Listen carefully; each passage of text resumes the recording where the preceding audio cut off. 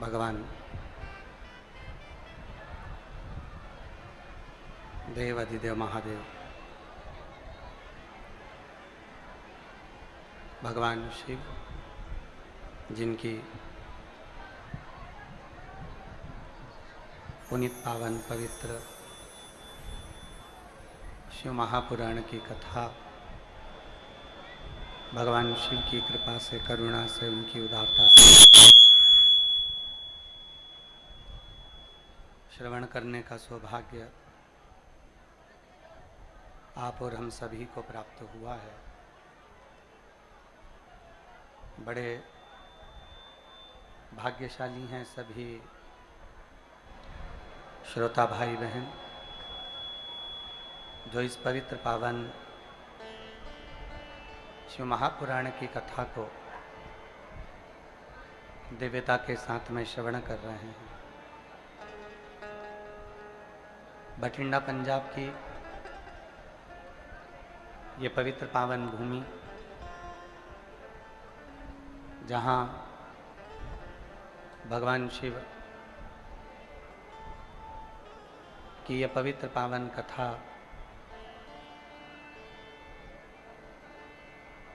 अपने तृतीय चरण में प्रवेश करी है। कथा का ये तीसरा क्रम है। हमने कल भी कथा में कहा था कि बठिंडा पंजाब वालों का सौभाग्य है, भाग्य है जो ये पवित्र पावन कथा तीसरी बार बठिंडा पंजाब में पहुंची है। और अभी तक कोई भी जिला ऐसा नहीं हुआ जहां पर 3 बार कथा पहुंची हो। श्री अमरजीत सिंह जी मेहता, पंजाब क्रिकेट एसोसिएशन के अध्यक्ष, एवं श्री पदमजीत सिंह जी मेहता, मेयर बठिंडा पंजाब से, जिनका अथक प्रयास ये पवित्र कथा के लिए रहा है।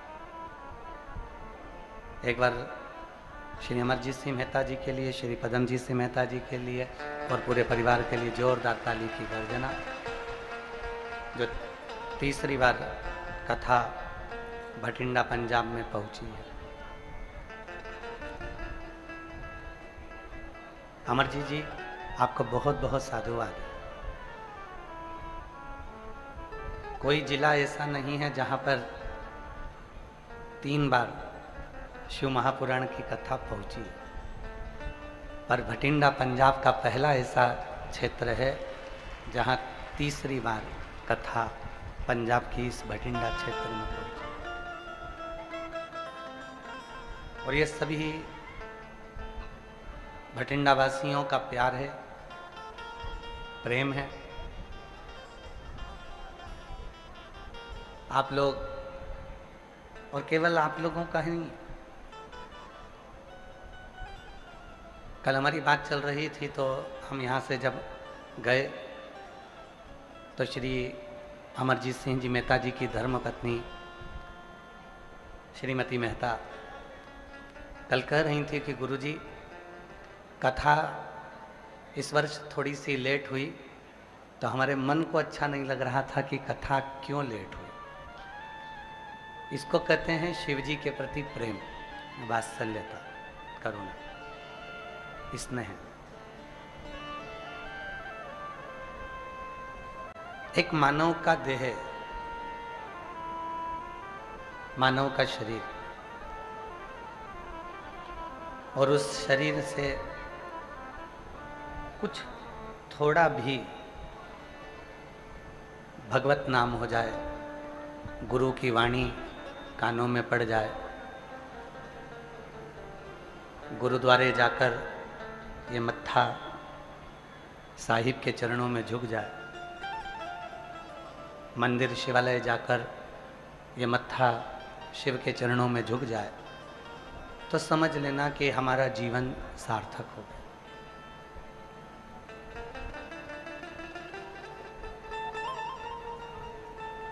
गुरु नानक देव जी ने अपनी वाणी में कहा है कि समता का भाव रखा जाए। कोई बड़े और छोटे का भाव नहीं है, कोई बड़े छोटे का भाव नहीं, और यही समता का भाव हमें सुख देता है।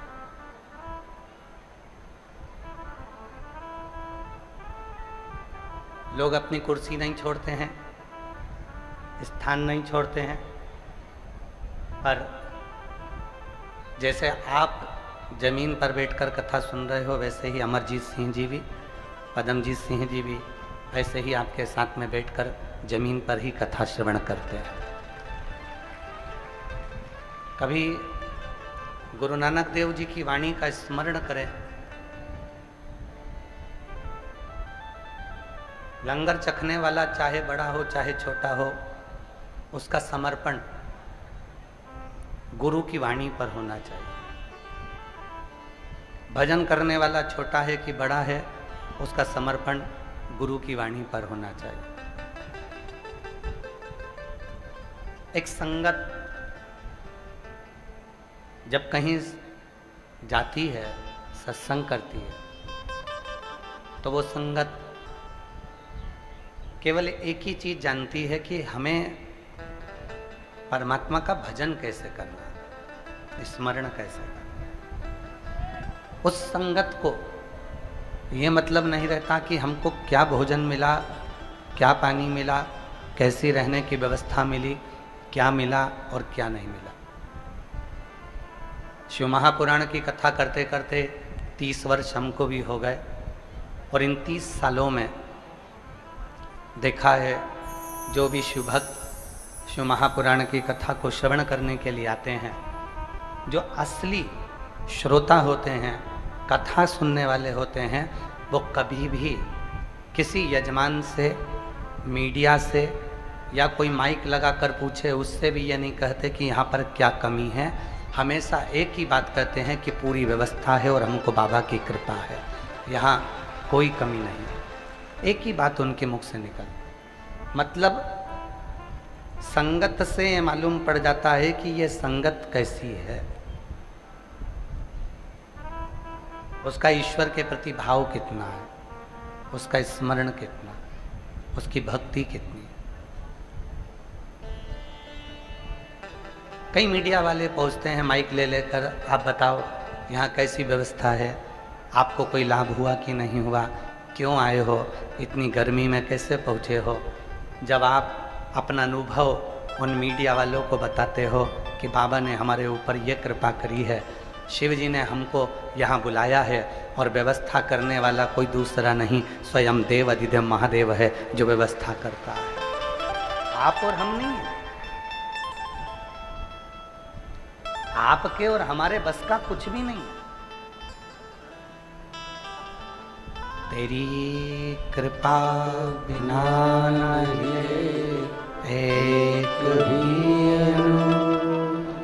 लेते हैं श्वास, तेरी कृपा से तनु तनु। बखान क्या करूं मैं लाखों के ढेर का, चपटी भगोत में खजाना कुबेर का। ये गंगाधार मुक्ति द्वार ओमकार तू, बोले ओमकार तू। आयो शरण तिहारी शंभो कार तू। कथा कराने वाला कोई मनुष्य नहीं होता। शिव महापुराण के महत्तम में लिखा है कि कथा कराने वाला भी शिव ही है। कहीं ना कहीं भोले बाबा ने अमरजीत सिंह मेहता जी को, पदम जी मेहता जी को, उनके परिवार को यहाँ भटिंडा में रखा और उनके माध्यम उनको बनाकर ये भगवान शिव की कथा संपूर्ण पंजाब वासियों को श्रवण कराने का सौभाग्य प्राप्त हुआ। भटिंडा वालों को सुना। एक लक्ष्य आपको भी बनाया है शिव ने।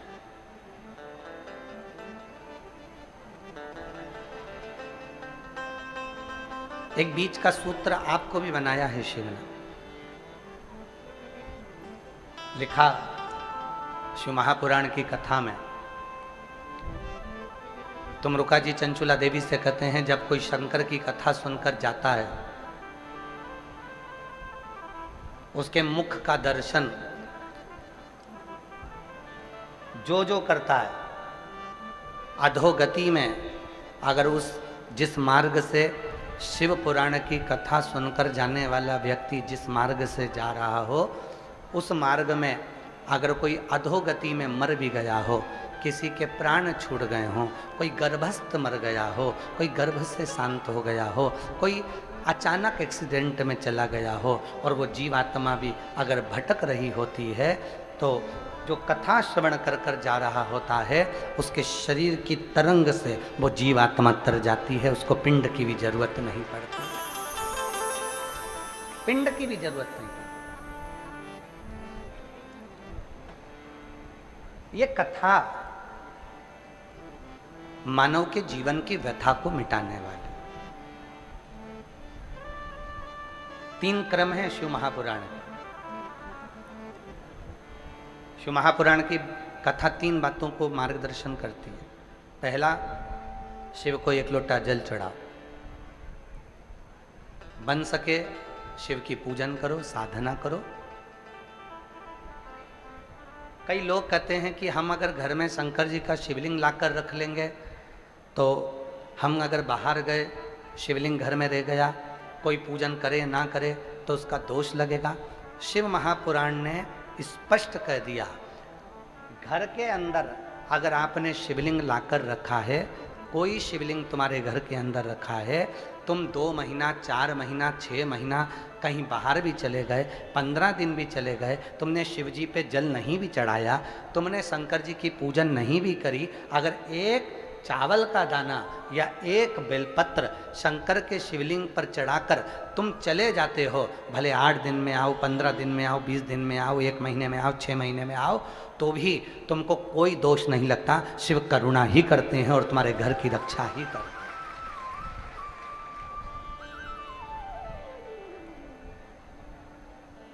शिव करुणा करते हैं, शिव रक्षा करते हैं।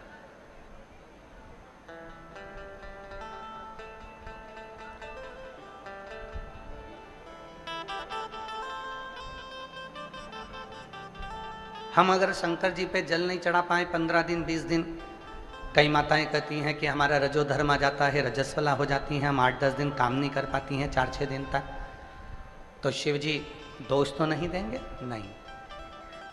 आप जल चढ़ाए तो भी, ना चढ़ाए तो भी, वो शिव है। पिता कभी अपने बच्चों को अपशब्द नहीं कहता, और मान लो गुस्से में आकर अपशब्द कह भी देता है, तो पिता अंदर से उसको बद्दुआ नहीं देता, वो दुआ ही देता है कि जैसा भी है मेरा है, मेरा।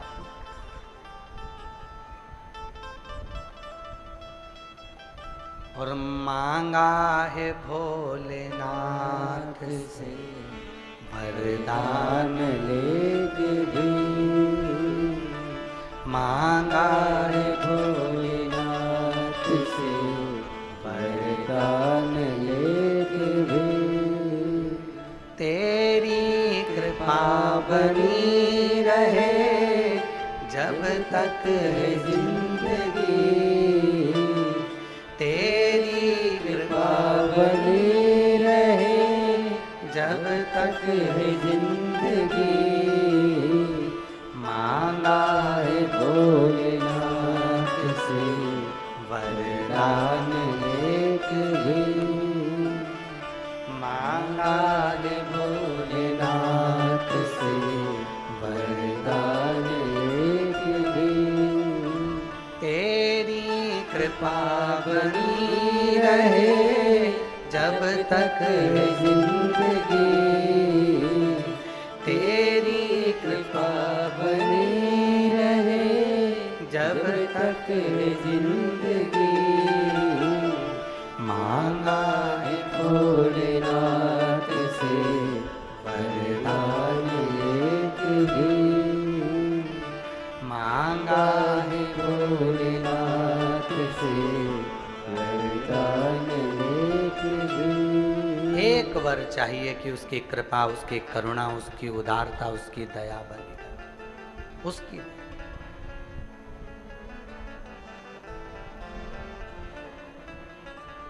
भगवान शंकर तुम्हारी जाति नहीं देखेगा, ब्राह्मण हो, क्षत्रिय हो, वैश्य हो, शूद्र हो। शिव जी तुम्हारा वर्ण नहीं देखेगा, शिव जी तुम्हारा शरीर नहीं देखेगा, शिव जी तुम्हारा धन और वैभव भी नहीं देखेगा, शिव जी तुम्हारी पूंजी और संपदा भी नहीं देखेगा। शिव अगर कुछ देखेगा तो निर्मल मन सो मोहि पावा, और मोहि छल छिद्र कपट ना भावा। केवल तुम्हारा हृदय मन, केवल मन ही देखेगा, केवल मन।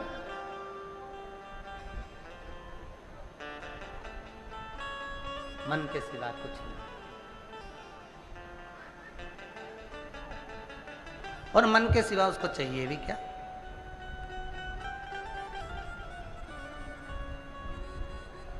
शिव महापुराण की कथा कहती है, एक लोटा जल, आवाज नहीं आई, जम के बोलो, एक लोटा जल, बोल बम का नारा है, श्री शिवाय। शिव महापुराण में ये नहीं कहा कि एक लोटा जल की जगह ये नहीं कहा कि तुमको 1 लीटर दूध चढ़ाना पड़ेगा, 5 लीटर दूध चढ़ाना पड़ेगा, 1 किलो दही चढ़ाना पड़ेगा, 25 किलो शक्कर चढ़ाना पड़ेगी, तुमको ये चढ़ाना। ना ना ना, जब तुम्हारी दुख की घड़ी आए बस दौड़ पड़ो, 1 लोटा जल भरा, शिव के मंदिर में पहुंच गए, शिवालय में पहुंच गए। शंकर का मंदिर पास में नहीं है तो अपने घर में जो शंकर जी का शिवलिंग है उस पर जल चढ़ा दिया, बस इतना करा और आनंद, सुख में।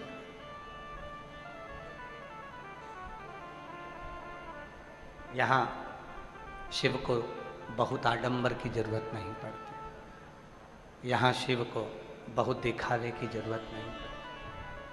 दौड़े, एक पत्र है, अच्छा है, देखो।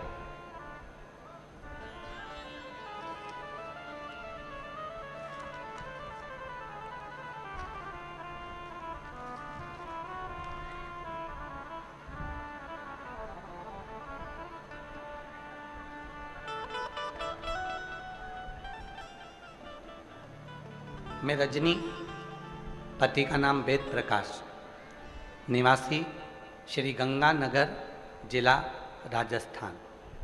पत्र को एलईडी पर पढ़ सकते हो और कहीं बैठी हों तो हाथ हिला सकती हैं और आ सकती हैं। मैं रजनी, पति का नाम देव प्रकाश, निवासी श्री गंगानगर, जिला राजस्थान की हूँ। गुरुजी आप ही हैं, आ जाओ, आ जाइए।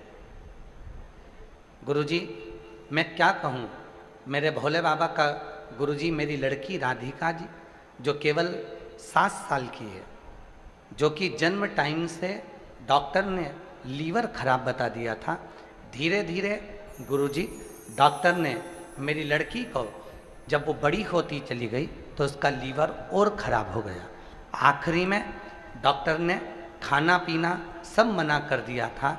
पिछले साल डॉक्टर ने ऑपरेशन का बोल दिया था, पर डॉक्टर का बोलना था लीवर का ऑपरेशन अगर इस लड़की का हो रहा है तो इसकी जो बच्चेदानी है वो भी निकालना ही पड़ेगी, क्योंकि लीवर पूरा सड़ चुका है, खराब हो चुका है, इसकी बच्चेदानी तक वो पहुंच गया। 7 साल की लड़की का अगर मैं बच्चादानी निकलवा दूं तो आने वाले समय में फिर इसका विवाह कैसे हो। गुरुदेव मन में बहुत दुख हुआ। गुरुजी हम इतने दुखी हो गए कि ऑपरेशन कराएं कि ना कराएं। ऑपरेशन कराने का डॉक्टर बोल रहा है कि जरूरी है, ऑपरेशन नहीं कराओगे तो और तकलीफ होगी, और ऑपरेशन कराऊं तो बच्चादानी भी निकालना पड़ेगी, और लड़की की उम्र केवल 7 साल है। अब करूं तो करूं क्या? गुरुजी मैं बहुत परेशान हो गई, दिन रात रोने लगी, मैं दिन रात रोने लगी। फिर मैंने टीवी पर आस्था चैनल पर आपकी कथा सुनी जो पंजाब भटिंडा में 10/3/2025 को चल रही थी। गुरुजी उसी समय मैं अपनी बेटी को लेकर पंडाल में पहुंच गई। गुरुदेव मुझे नहीं मालूम था, मैं भटिंडा पहली बार आई थी गंगानगर से। अपनी लड़की को लेकर आस्था चैनल पर कथा सुनते सुनते मैं भटिंडा पहुंच गई। भटिंडा के पंडाल में मैं बैठ गई, अपनी लड़की को बिठा लिया, कथा सुनाई। वहाँ आप कहते हो कि कथा के पंडाल में जो मांगो वो मिलता है। मैं अपनी बेटी राधिका को उसके पेट पर और उसके शरीर पर कथा पंडाल की मिट्टी लगाती रही, साथ साथ मैंने उसको कथा सुनाई। एक पंडाल नहीं गुरुजी, मैं 4 पंडाल में उसको लेकर पहुंच गई, और बाबा की ऐसी कृपा हुई आज मैं भटिंडा के ही कथा में धन्यवाद देने के लिए आई हूँ। डॉक्टर ने कह दिया लीवर काम करने लगा, अब ऑपरेशन की ज़रूरत नहीं है, मेरी बेटी पूरी ठीक हो गई है।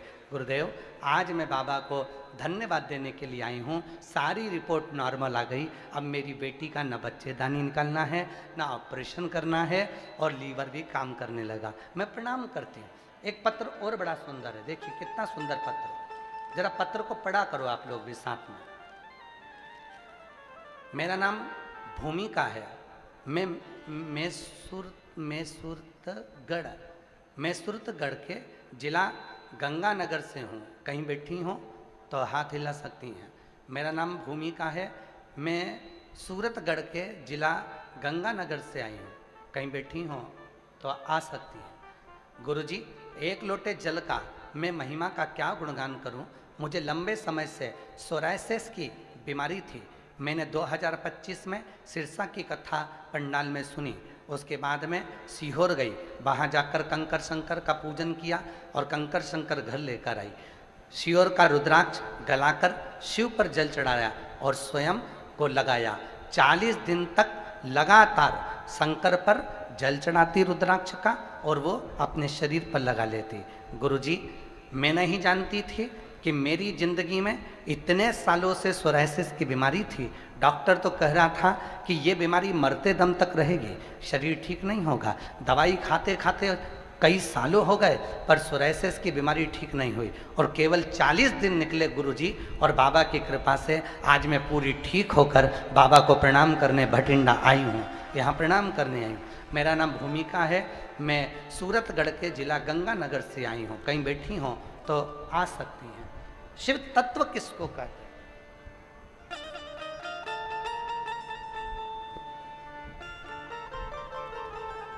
मांगा है भोलेनाथ से वरदान लेके भी मांगा है भोलेनाथ बोलो बोलो बोलो से वरदान लेके भी तेरी कृपा बनी रहे जब तक है जिंदगी, तेरी कृपा बनी रहे जब तक है जिंदगी।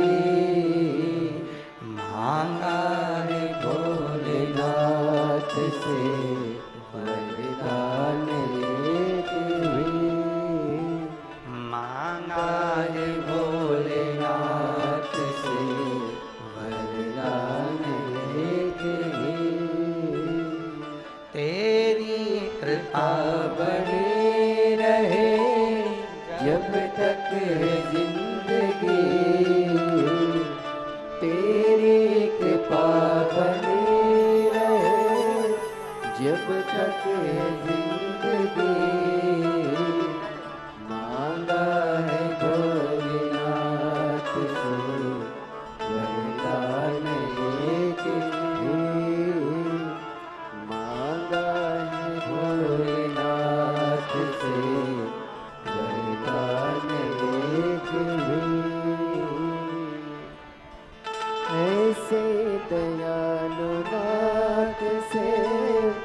रिश्ता बनाइए,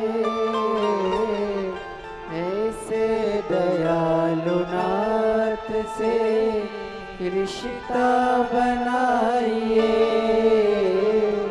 मिलता रहेगा आपको जो कुछ भी चाहिए, मिलता रहेगा आपको जो कुछ भी चाहिए। ऐसा करिश्मा होगा जो हुआ कभी नहीं, ऐसा करिश्मा होगा जो हुआ कभी नहीं। मांगा है भोलेनाथ से वरदान एक ही वर है, एक ही वरदान है, बस तेरी कृपा बनी, तेरी कृपा। शिव महापुराण कथा के 3 क्रम बताए। पहला, शिव को जल चढ़ाओ, पूजन करो।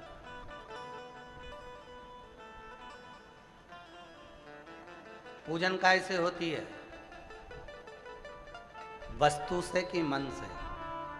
जम के बोलो जरा। मन से। कोई तुमसे कह दे इतना किलो तो दही लाना ही था तभी शिव जी प्रसन्न होंगे, तो कह देना सीवर वाला बाबा बोला है, एक बूंद गंगा का जल और एक बूंद देसी गाय का दूध अगर शिव पर चढ़ जाए तो शिव करुणा करना प्रारंभ कर देते हैं। फिर वो बोले गंगा का जल कहाँ है, तो उसको उत्तर देना मेरे घर का जल लाई हूं, 1 लोटा। शिव के मस्तक पर चढ़कर भगवान नारायण के चरण का जल गंगा जल बन जाता है, तो मेरे घर से लाया हुआ जल जब शिव पर चढ़ेगा तो वो भी गंगा जल ही बन जाए।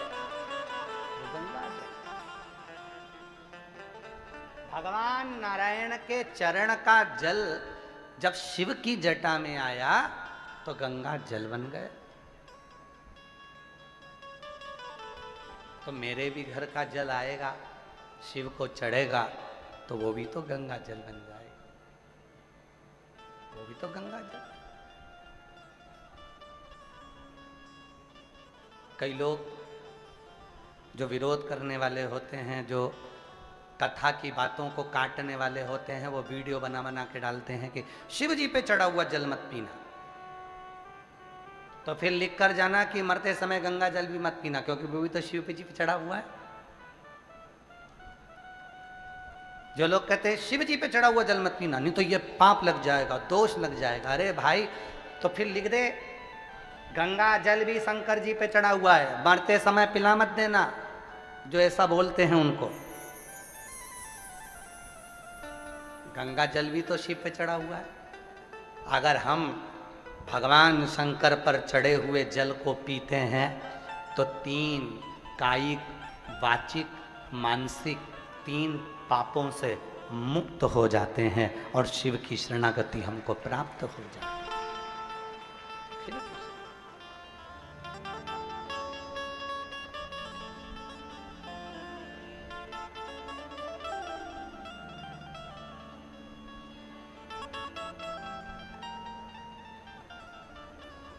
शिव शरणागति प्राप्त हो गई, सुख का अनुभव।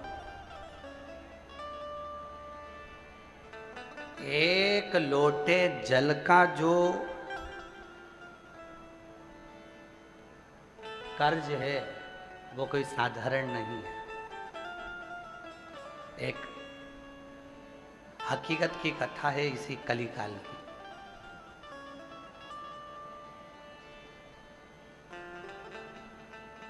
इसी कलिकाल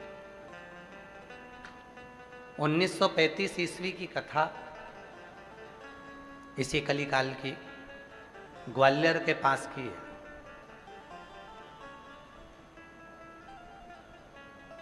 गीता प्रेस गोरखपुर के अंक में यह कथा लिखी है और बड़ी सुंदर कथा थी। एक डाकू था जिसका नाम परशुराम था।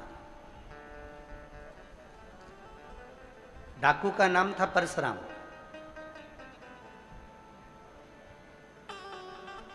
चैत्र का महीना था, बहुत तेज गर्मी पड़ रही थी। जंगल में भ्रमण कर रहा था। मुरैना के जंगलों में वो घूम रहा था। उसके साथ के जितने भी डाकू थे वो इधर उधर पानी को ढूंढने के लिए चले गए थे। उसको भी प्यास लग रही थी। 2 दिन से वो मुरैना के जंगल में, ग्वालियर के जंगलों में घूमता रहा, पानी नहीं मिला। ढूंढ ढूंढ के थक गया, पानी नहीं मिला। पानी मिल ही नहीं रहा। क्यों बढ़ा रहे हो? अब पानी नहीं मिला। मुरैना के जंगलों में वो ढूंढ ढूंढ कर थक गया, पानी नहीं मिला, जल नहीं, जल मिल ही नहीं रहा। आखिरी में परशुराम डाकू ने विचार कर लिया कि अब तो मुझे मरना है, क्योंकि प्यास आदमी को फिर जल ना मिले तो वो मर जाए। व्यक्ति को भोजन नहीं मिले ना 4-6 महीने तक, वो नहीं मरेगा। पर अगर व्यक्ति को पानी ना मिले तो उसके प्राण छूट जाए। जल बहुत जरूरी, क्योंकि ये शरीर और ये पृथ्वी पूरी जल से है।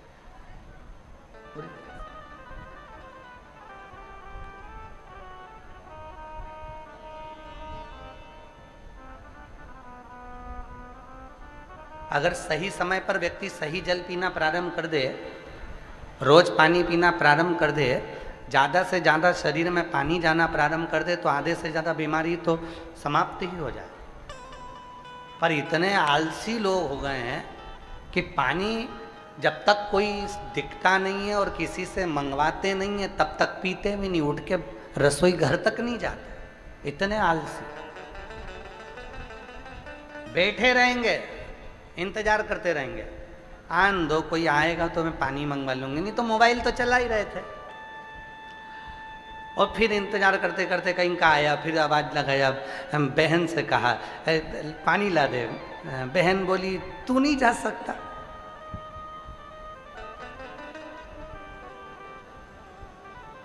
अच्छा, दुनिया की सबसे अच्छी लड़ाई बहन भाई की लड़ाई है। दुनिया की सबसे अच्छी लड़ाई।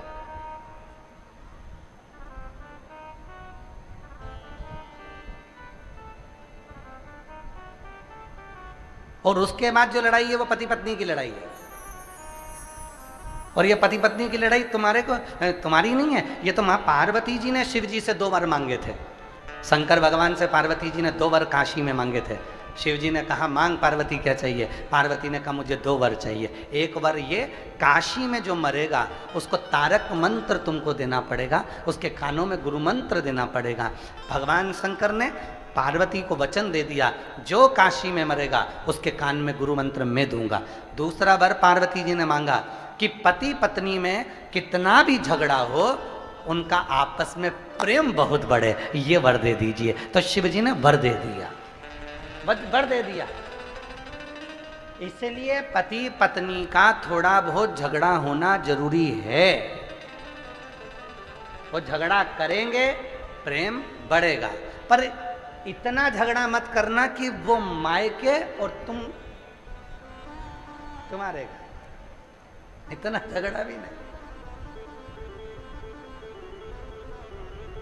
इतना झगड़ा भी नहीं होना चाहिए।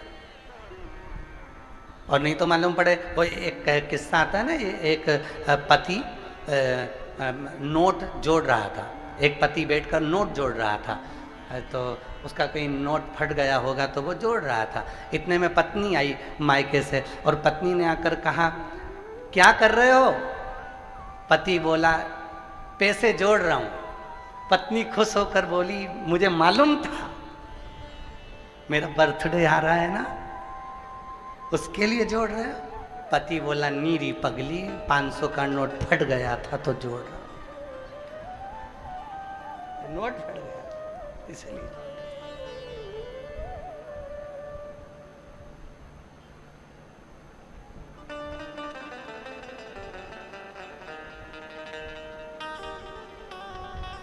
दुनिया की सबसे अच्छी लड़ाई है बहन भाई की लड़ाई, खूब जोरदार लड़ेंगे, झगड़ेंगे, रोएंगे, एक होएंगे, बाद में दोनों फिर झगड़ा करेंगे, फिर लड़ेंगे, फिर।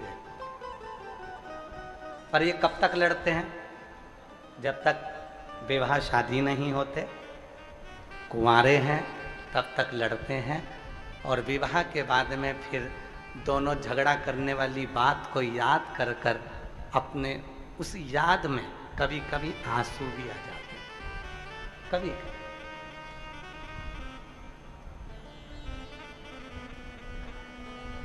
स्नेह प्रेम।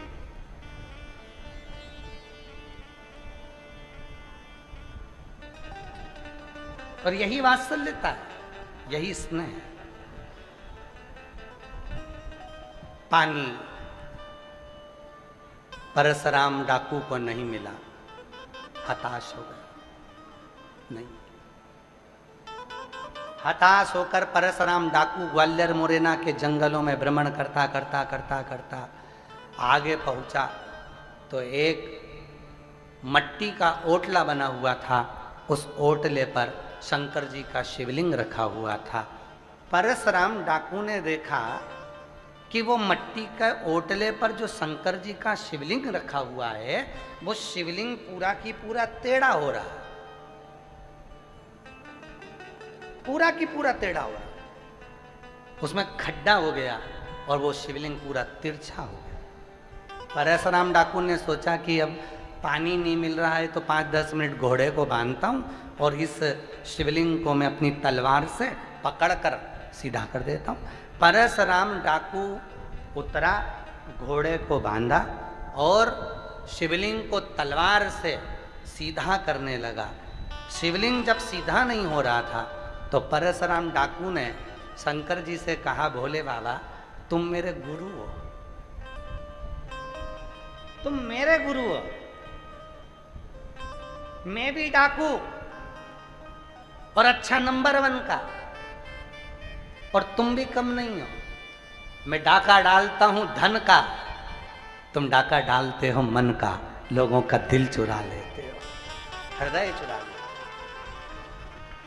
बाबा आप मेरे गुरु हो, मेरा नाम परशुराम है, मैंने सुना है परशुराम भगवान के भी आप गुरु रहे हो, तो मेरे भी गुरु हो।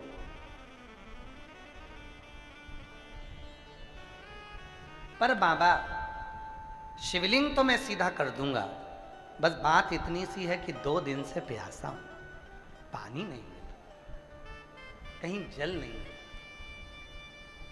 जल प्राप्त नहीं। कितनी सुंदर कथा है, थोड़ा सावधानी से सुनना। हम हमेशा कथा में कहते हैं कि कथा के पंडाल में आना तो कितनी पानी की बोतल लाना? जम जम के बोलो, 2 पानी की बोतल लाना। क्यों कहते हैं? 1 पानी की बोतल अपने लिए और 1 पानी की बोतल अपनी अड़ोसन, पड़ोसन, पीछे वाली धड़ोसन।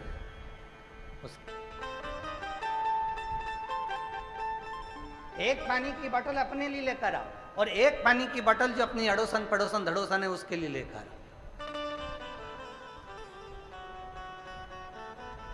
पानी का कर्ज एक ऐसा कर्ज होता है कि उस कर्ज को चुकाने के लिए स्वयं परमात्मा को भी व्यवस्था करना पड़ती है।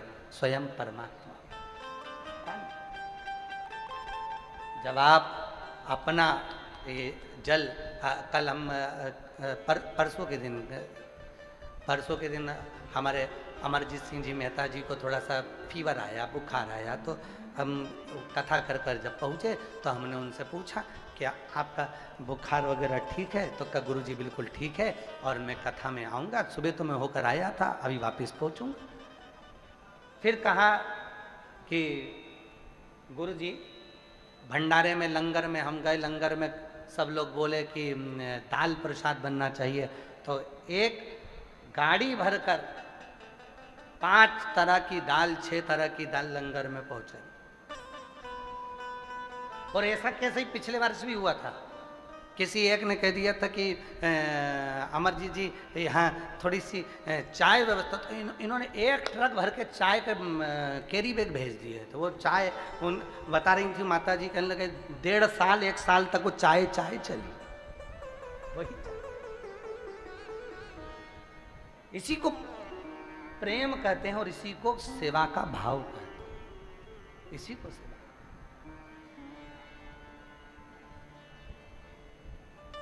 आप अभी वो बहन आई थी, कहाँ गई वो, अभी आई थी ना वो लेने के लिए बेलपत्र, कहाँ बैठी है, जरा खड़ी हो ना, कहाँ गई वो बता रही थी हम लोग आ रहे थे, 20 लोग गाड़ी में थे। हाँ, ये बहन बता रही थी 20 लोग गाड़ी में बस में आ रहे थे और कहीं कौन सा गांव बोला था उसने, कौन सा गांव बोला था, वहाँ बस कोई गांव बताया था यहीं आसपास, वहाँ वो बस जो है उसकी 20 लोग उस बस में थे और वो बस कहीं डामाडोल हो गई, कहीं फंस पलटी मार। जितने लोग बस में आ रहे थे सब वहीं पर, एक गाड़ी वाला पीछे से आता है, सबके मुख पर श्री शिवाय नमस्तुभ्यम था। एक गाड़ी वाला आया, गाड़ी रोकी, सबको निकाल कर अपनी गाड़ी में बिठाया और बोलने लगा आप भटिंडा जा रहे हो, चलो मैं तुम्हें शिव पुराण तक छोड़कर आता हूं, और लाकर यहाँ बिठा गया। तो बहन जी के शब्द है जो पत्र लेने, बेलपत्र लेना ही थी। कहीं कौन सा गांव भी बताया था कि जहां वो बस डामाडोल होकर कहीं गिरी पड़ी, जो भी हुआ। गंगानगर से चले थे, कौन आया, कौन पहुंचा, कौन लेकर यहां छोड़ गया, सबको इकट्ठा कर कर बिठाकर किसी की उंगली में खरोच न आई, कोई दूसरा नहीं था। ना जाने किस वेश में नारायण मिल जाए, कब वो आता है कब चला जाता है पता ही नहीं। क्या बात,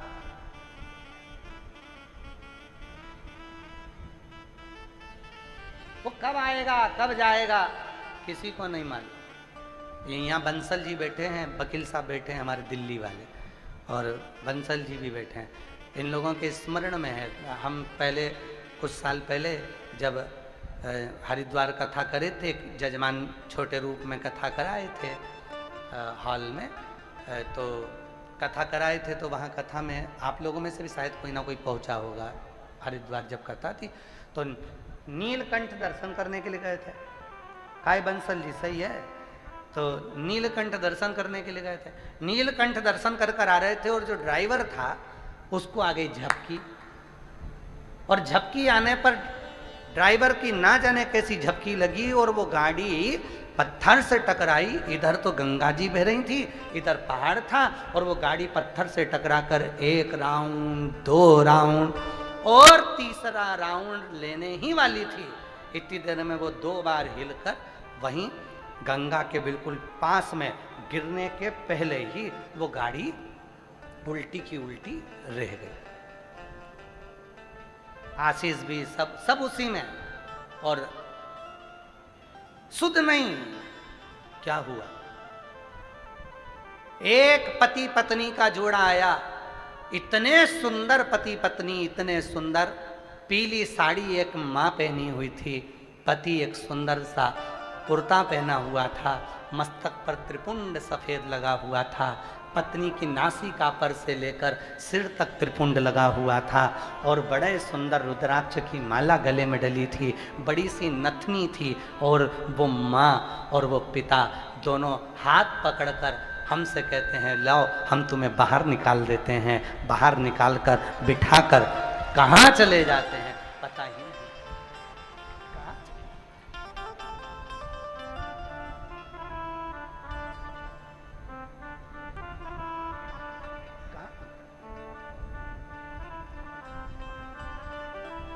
को पहचानना कठिन है, बहुत कठिन, बहुत कठिन। नाम है तेरा तारणहारा, कब तेरा दर्शन होगा। जिसकी प्रतिमा इतनी सुंदर, वो कितना सुंदर होगा, वो कितना सुंदर होगा। नाम है तेरा तारणहारा, कब तेरा दर्शन होगा।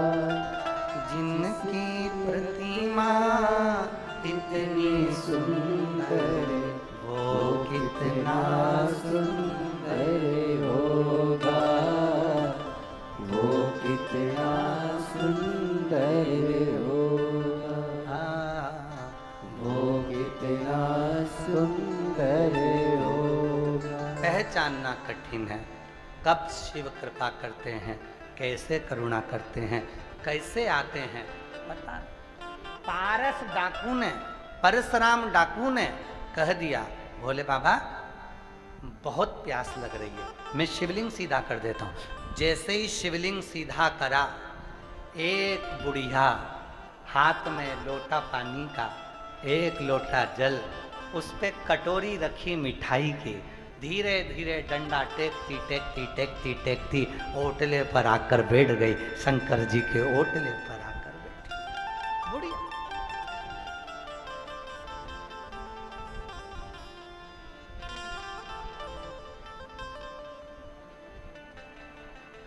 डंडा टेकते टेकते वो आई और ओटले पर आकर बैठ गई। बेटी, परशुराम डाकू को थोड़ा सा डर लगा, क्या पता कौन है। परशुराम डाकू ने पूछा, तुम कौन हो? पास के गांव में रहती हूं। अच्छा, यहां क्यों आई हो? शिव जी को एक लोटा जल चढ़ाने आई। अच्छा, इतनी दूर क्यों आई? वहीं गांव में क्यों नहीं चढ़ा लिया? मेरा बेटा था, नर्मदा जी नहाने गया था, वहां से ये शिवलिंग लेकर आया था, एक ओटला बनाकर उसने यहां रख दिया था।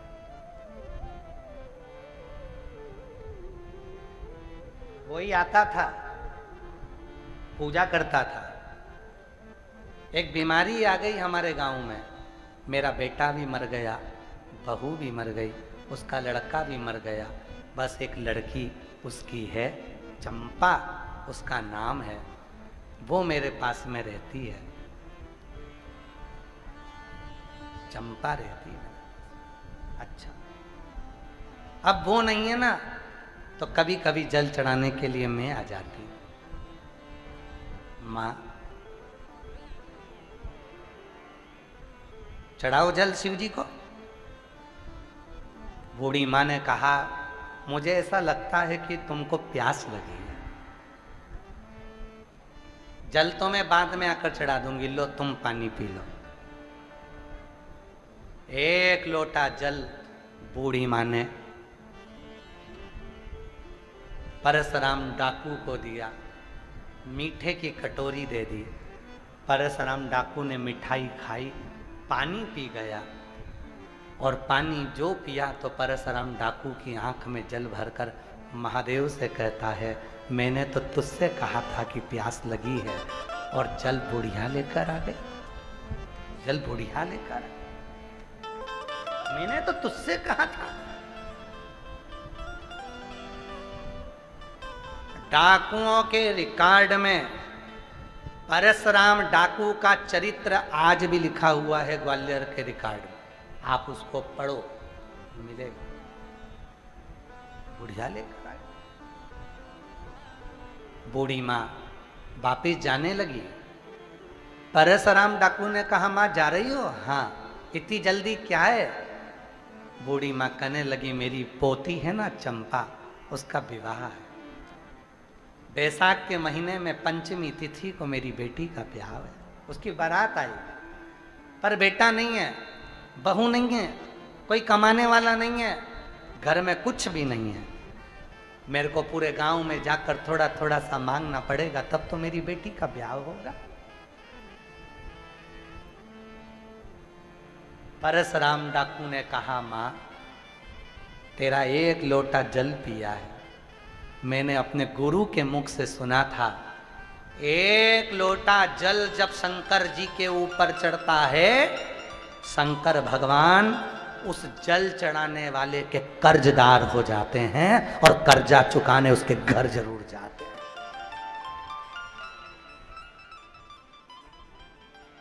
पहले हम लोग एक गलती करते थे, मंदिर में से पानी भरकर मंदिर में चढ़ाते थे। बोलो बोलो, सही है कि गलत है?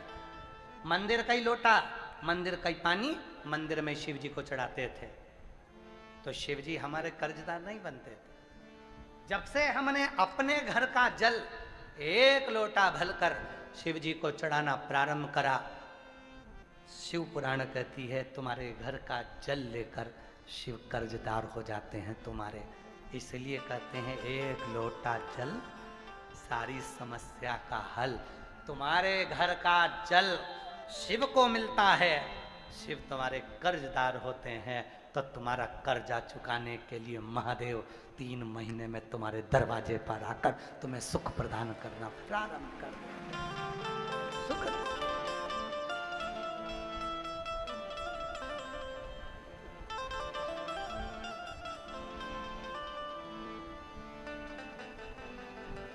उसका स्मरण रहे, उसकी वो जब दुख आया तब वही आया।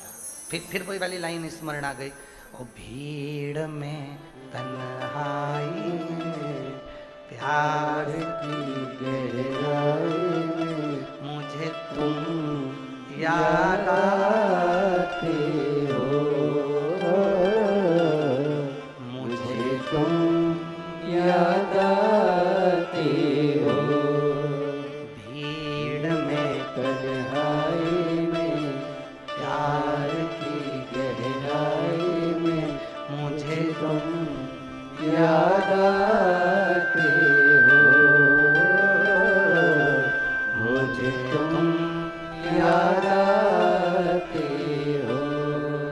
भोले तुम याद आते हो, भोले तुम याद आते हो। दुख आया वो याद आया, वो याद आया। आज पूरी दुनिया, पूरा विश्व अचंभे में पड़ा हुआ है कि वो सीहोर वाला बाबा एक लोटे जल में सारी समस्या का हल कैसे ढूंढ लेता है। सीहोर वाला बाबा नहीं, ये हमारे शास्त्र कहते हैं, जब हम किसी के घर का एक गिलास पानी पीते हैं तो हम उसके कर्जा चुकाने के लिए हकदार बन जाते हैं। कर्जा तो तुम रोज शिव जी को एक लोटा जल दे रही हो, तो क्या शिव कर्जा नहीं चुकाएंगे? क्या तुम्हारे दरवाजे पर आकर तुम्हारा दुख नहीं मिटाएंगे? आएगा, वो आएगा, जरूर आएगा, जरूर आएगा।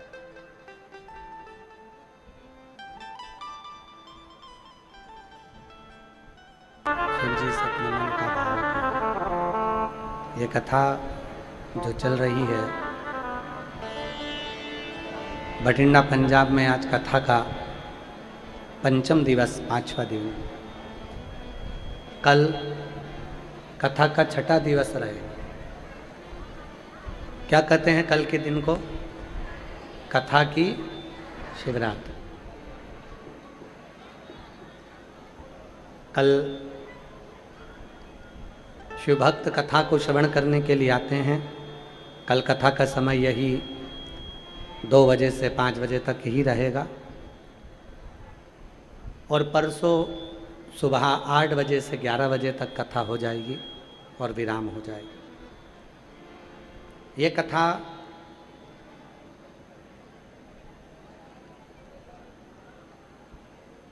24 जून को यहाँ भटिंडा पंजाब में विराम होगी।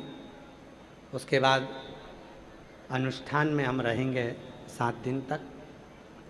फिर 8 जुलाई से 14 जुलाई तक ऑनलाइन शिव महापुराण की कथा श्रवण करने का आप लोगों को सौभाग्य प्राप्त होगा। गुरु पूर्णिमा महोत्सव सीहोर कुबरेश्वर धाम पर 24 तारीख से 24 जुलाई से प्रारंभ होगा, जो 28 जुलाई तक शिव महापुराण की कथा 5 दिन की रहेगी सीहोर में। 29 जुलाई को गुरु दीक्षा महोत्सव रहेगा, शिव दीक्षा उत्सव रहेगा। और 30 जुलाई से 1 महीने का कावड़ मेला सीहोर कुबरेश्वर धाम का प्रारंभ हो जाएगा। लोग अपने अपने घर से जल लाते हैं, कोई सीवन माँ का जल भरता है और माँ सीवन का जल भरकर 11 किलोमीटर तक पैदल पैदल पैदल पैदल बाबा को समर्पित करता है। कई लोग घर से जल लेकर आते हैं, रेलवे स्टेशन पर उतर कर कंधे पर ही कावड़ लेकर पैदल पैदल कुबरेश्वर बाबा की भूमि पर चल देते हैं। हृदय से 12 ज्योतिर्लिंग पर जाकर तो लोग कावड़ नहीं चढ़ा सकते, पर 12 ज्योतिर्लिंग का जो मध्य बिंदु है कुबरेश्वर धाम, जहाँ लोग कावड़ चढ़ाने के लिए आते हैं और 12 ज्योतिर्लिंग का पुण्य फल प्राप्त कर लेते हैं। जो प्रदोष की कावड़ है वो 25 अगस्त मंगलवार की पड़ेगी, भौम प्रदोष की, जिस दिन बाबा की प्रदोष की कावड़ जो भराती है उसको भरेंगे।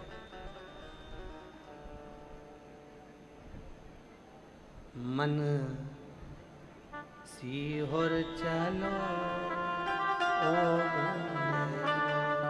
मन सीहोर चलो ओ मन सीहोर चले ओ मन सीहोर चले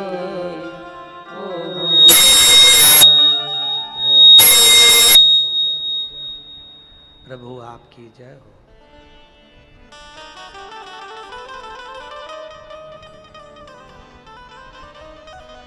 बड़ी कृपा है। हृदय से बाबा को अपने मन का भाव कहेंगे, प्रार्थना करेंगे, विनय करेंगे, निवेदन करेंगे, विनती करेंगे। बाबा को अपने मन की बात करकर बाबा को शंभो शंभो शंभो शंभो। जब एक बार सेट हो जाता है तो उसको बिगाड़ते क्यों हैं ये समझ में नहीं आता है। शंभो शंभो। हृदय से बाबा को प्रार्थना करिए, विनय करिए, निवेदन करिए, अपने मन की बात बाबा को कहिएगा, प्रार्थना करिए। सभी लोग साथ में बाबा को अपने मन का भाव करें।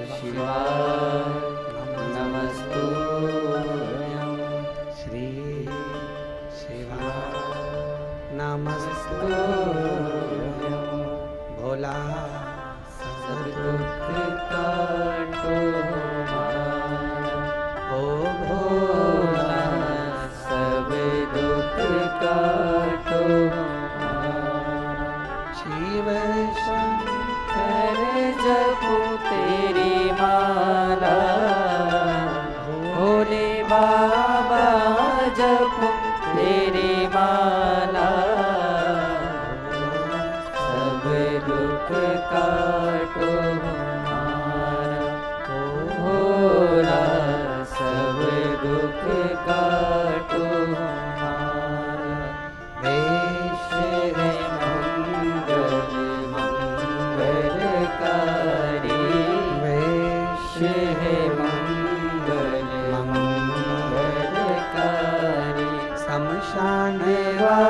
वासी हमारा, शमशान वासी हमारा, भोला सब दुख काटो हमारा, ओ भोला सब दुख काटो हमारा।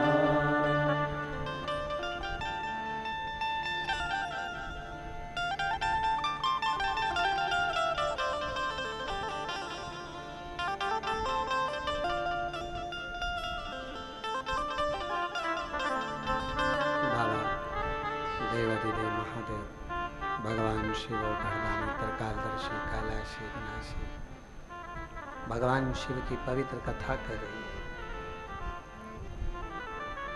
परशुराम डाकू ने पूछा,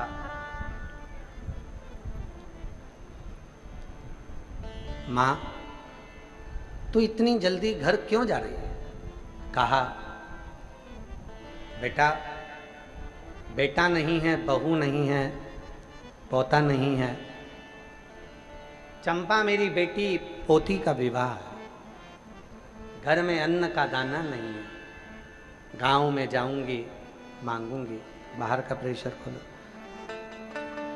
जाऊंगी मांगूंगी, तब थोड़ा सा भाग मिलेगा और मैं बेटी का विवाह करूंगा। माँ मैंने तेरा एक लोटा जल पिया है और मैंने अपने गुरु के मुख से सुना है, शिव एक लोटा जल यदि किसी के घर का ले लेते हैं तो शिव उसका कर्जा चुकाने के लिए उसके दरवाजे पर पहुंचकर उसका कार्य पूर्ण जरूर करते हैं। कार्य पूर्ण जरूर।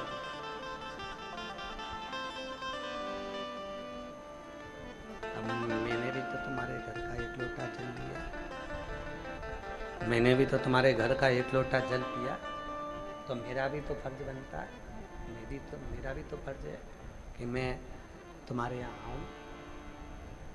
ये मेरा भी तो फर्ज है।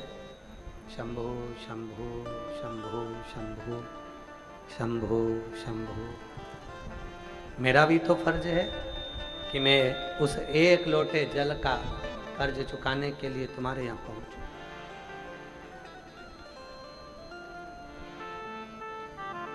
माँ अब तू बेटी का विवाह कर। देखिएगा जरा, शिव जी के शिवलिंग तिरछा था, उसको सीधा करा और बाबा से विनती करी कि मुझे प्यास लगी है, जल की याचना करी कि मुझे भूख प्यास लग रही है, कहीं से मुझे पानी प्राप्त हो जाए, मैं जल पी लूं। इनको तुम तुम्हारे हिसाब से कर लो, आशीष तुम ऊपर जा, तो इनको कर लें तो जरा सेट करें तो साउंड चले।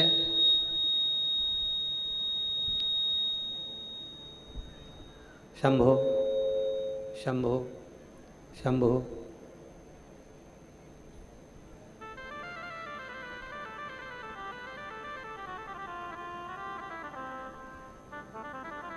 शिव जी एक लोटे जल का यदि कर्ज चुकाते हैं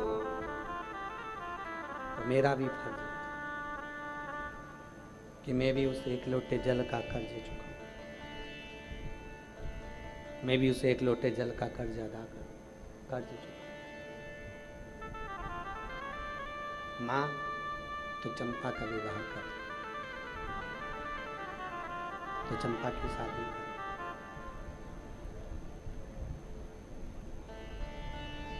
और चंपा का विवाह मातू कर।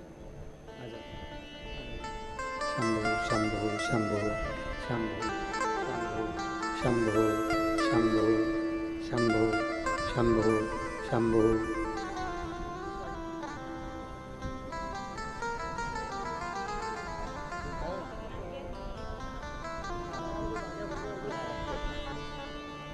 ये बेटी को सराय से। अच्छा अच्छा ठीक है आराम से।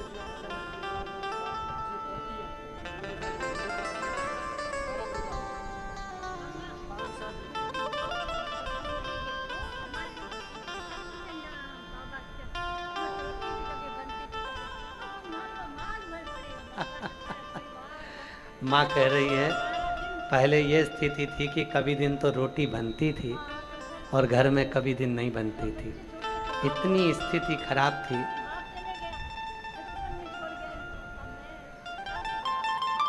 इतनी स्थिति खराब थी कि कुछ भी नहीं था। पर अब बाबा की कृपा से मालो माल हो गए। ये शिव की करुणा है, कृपा है।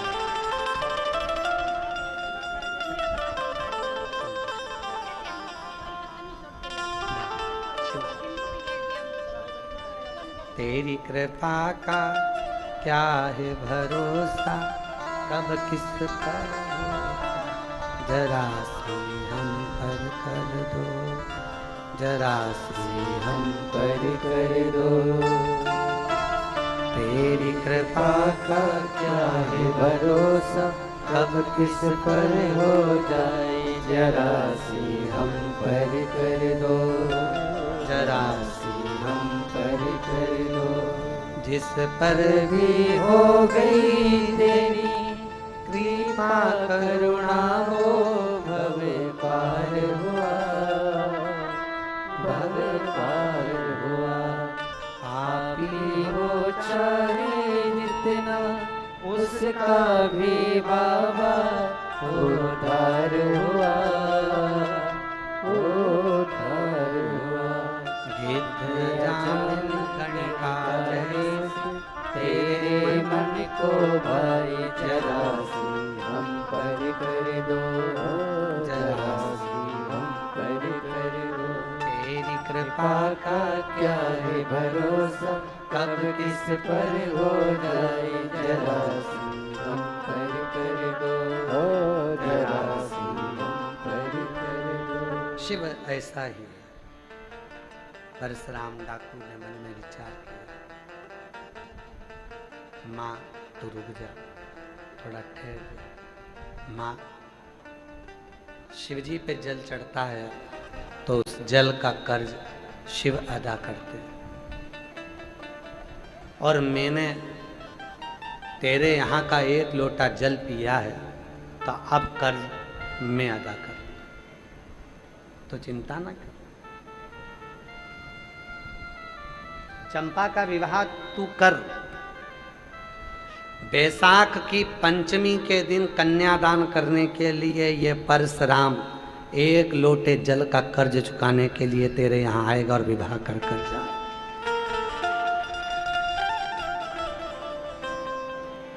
एक लोटे जल ने परशुराम को तृप्त किया, और वही एक लोटे जल ने वो माँ के घर में चंपा का विवाह कर दिया।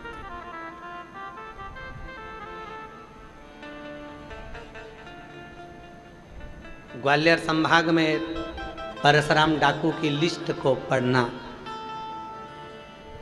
25,000 रुपए तो उस पर इनाम रखा था पकड़ाने वाले का, और 5,000 रुपए अलग से इनाम था पुलिस की ओर से पकड़ाने वाले। 30,000 रुपए इनाम था परशुराम डाकू पर, 30,000। और जब 30,000 रुपए इनाम परशुराम डाकू पर था, 30,000 रुपए का इनाम परशुराम डाकू पर बना हुआ था, बूढ़ी माँ घर आई। चंपा ने कहा, माँ, दादी, आज तो तू बड़ी लेट हो गई आने में, बहुत देर हो गई तुझे आने में। क्या बात है दादी? दादी ने पूरी कथा सुना दी कि मैं जल चढ़ाने गई थी शिव जी को, वहाँ एक डाकू मिल गया था जिसका नाम परशुराम था। जल पिया, वचन दिया कि बैसाख की पंचमी को चंपा का कन्यादान करने में आऊँगा, तू शादी की तैयारी कर, बाकी के सब में निपट लो। हो ये बात कन्या को, बेटी को कही। बेटी ने बात सुनी तो दूसरे ने सुन ली, दूसरे ने तीसरे ने सुन ली, तीसरे ने चौथे ने सुन ली, चौथे से पांचवे ने सुन ली। जगह जगह सब सुना प्रारंभ करा, शंभो शंभो शंभो शंभो शंभो शंभो शंभो शंभो शंभो शंभो शंभो शंभो शंभो शंभो। बेटी से बात कही थी, वो बात दूसरों ने सुनी। सुनते सुनते सुनते सुनते सुनते सुनते सारे नगर में, सारे गांव में पहुंच गए। सारे गांव में वो बात पहुंच। गांव का जो मुखिया था, उस गांव के मुखिया के पास में भी खबर पहुंच गई।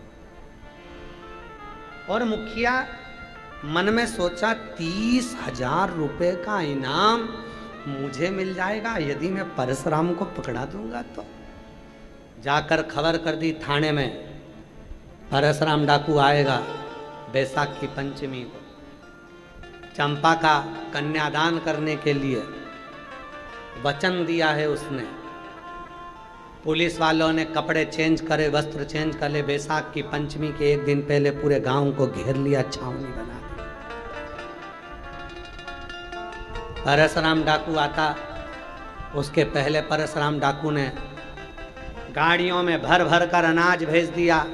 एक गाड़ी में कपड़े भेज दिए, एक गाड़ी में फल भेज दिए, एक गाड़ी में सब्जी भेज दी। गला पकड़ रहा है रिंकू बहुत तेज। एक गाड़ी में फल भेज दिए, एक गाड़ी में कपड़े भेज दिए, एक गाड़ी में सब्जी भेज दी। पूरा सामान भर भर कर भेजा गया। गांव के लोग गाड़ी वालों को रोक कर पूछा, ये सामान कहां लेकर गए? कहा वो चंपा के घर जा रहे, उसकी शादी है। चंपा के घर? हाँ, उसकी शादी, विवाह है उसका। किसने भेजा है? पता नहीं, हम तो किराए से गाड़ी चलाते हैं। गाड़ी भी किराए की है। भेजने वाले ने कहा था बस मत दिया ना, और अगर नहीं रखे तो जबरदस्ती देकर आना। तो हम लेकर आ गए। गाड़ी का पैसा कौन देगा? तो कहे वो तो दे दिया जिसने भेजी उसने। अच्छा, भर भर कर 4 व्हीलर गाड़ियां आई। जीप में सामान भरा था और जीप भरा भरा कर आकर सामान उतार कर चली गई। विवाह पूरा होने लगा। पंचमी आ गई, बैसाख की कन्यादान का दिन था। और परशुराम डाकू उसी दिन अपने वचन को निभाने के लिए, कन्यादान करने के लिए पहुंच गया। अंदर गया, कन्या शादी पूरी हो चुकी थी, कन्यादान का समय था। परशुराम ने कन्यादान करा, सोने की असरफियाँ दी और वहाँ से चला। इतने में तो बाहर पुलिस ने घेरा। परशुराम ने हाथ जोड़कर कहा कि वो बेटी का विवाह है, इस मंडप को खराब मत करो, गांव के बाहर चलते हैं, वहां देखा जाए। गांव के बाहर गया परशुराम डाकू, और जो फायरिंग पर फायरिंग हुई, बंदूक इधर से पुलिस की, इधर से डाकुओं की चलना प्रारंभ हुई। आखिरी में परशुराम डाकू उसी शिव जी के ओटले के सामने खड़े होकर अपने आप को समर्पण करता है पुलिस को। अपने इस शिव के एक लोटे जल में, इस शंकर के एक लोटे जल में, भगवान शंकर के एक लोटे जल में मेरी जिंदगी को बदल दिया। भगवान शंकर के एक लोटे जल ने मेरे जीवन को बदल दिया। मेरा ये जीवन अब मैं समर्पित करता हूँ, समर्पण करता हूँ।